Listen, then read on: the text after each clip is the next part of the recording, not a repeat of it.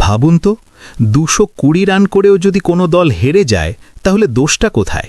ব্যাটিংয়ে নাকি বোলিংয়ে, নাকি আরও গভীরে লুকিয়ে আছে এমন একটি ভুল সিদ্ধান্ত যার মূল্য দিতে হচ্ছে পুরো দলকে?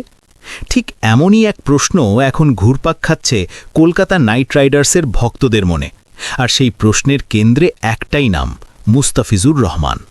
হ্যাঁ দর্শক, আজকের এই ম্যাচের পর অনেকেই হয়তো বলছেন, ইস, আজ যদি মুস্তাফিজ থাকত।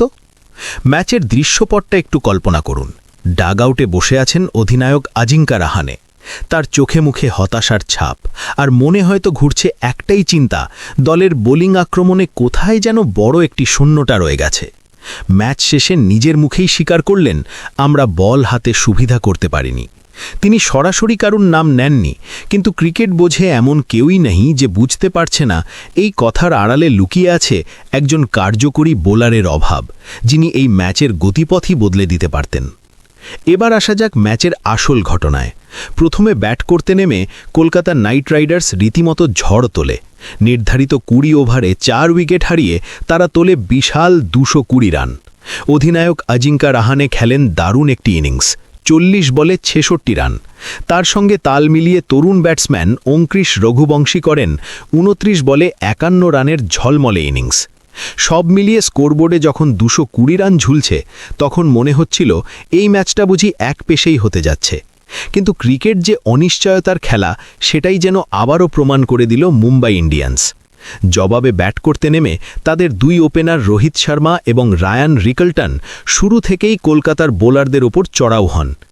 একের পর এক বাউন্ডারি, ছক্কার বন্যায় তারা গড়ে তোলেন ১৪৮ রানের অবিশ্বাস্য ওপেনিং জুটি। এই জুটি মূলত ম্যাচের ভাগ্য নির্ধারণ করে দেয়। এরপর আর পেছনে ফিরে তাকাতে হয়নি মুম্বাই ইন্ডিয়ান্সকে। মাত্র ১৯ ওভারের মধ্যেই তারা জয় তুলে নেয়, যা সত্যিই অবিশ্বাস্য। দলের হয়ে রায়ান রিকলটন করেন ৪৩ বলে ৮১ রানের দুর্দান্ত ইনিংস, আর রোহিত শর্মা করেন ৩৮ বলে ৭৮ রানের দুর্দান্ত ইনিংস। এত বড় লক্ষ্য তাড়া করেও এত সহজে জয়, এটা যেন কলকাতার বোলিং বিভাগের দুর্বলতাকেই চোখে আঙুল দিয়ে দেখিয়ে দিল। এখন প্রশ্ন হল, কোথায় ছিল সেই ঘাটতি? দর্শক, এখানেই আসে সবচেয়ে গুরুত্বপূর্ণ বিষয়টি। কলকাতা নাইট রাইডার্স এবারের আসরে মুস্তাফিজুর রহমানকে ছেড়ে দিয়ে তার জায়গায় দলে নিয়েছে ব্লেসিং মুজারাবানিকে। প্রথম ম্যাচেই সুযোগও দেওয়া হয় তাকে, কিন্তু পারফরমেন্স ৩ ওভার বোলিং করে ৩৪ রান খরচা, কোনো উইকেট নেই। শুধু মুজারাবানি নয়, দলের অন্য পেসাররাও ছিলেন একেবারেই নিষ্প্রভ। কেউ কেউ তো ৫০-এর বেশি রান দিয়েছেন, যা টি-20-র মতো ফরম্যাটে একেবারেই অগ্রহণযোগ্য। এখানেই পার্থক্যটা স্পষ্ট হয়ে যায়। মুস্তাফিজুর রহমান শুধু একজন বোলার নন, তিনি ছিলেন পেস আক্রমণের একজন নেতা। তার কাটার, তার ডেথ ওভারের দক্ষতা, এই সব কিছুই ছিল কলকাতার জন্য বড় শক্তি। আর সেই শক্তিকেই তারা অবহেলায় ছেড়ে দিয়েছে। ফলাফল ২২০ রান করেও হার।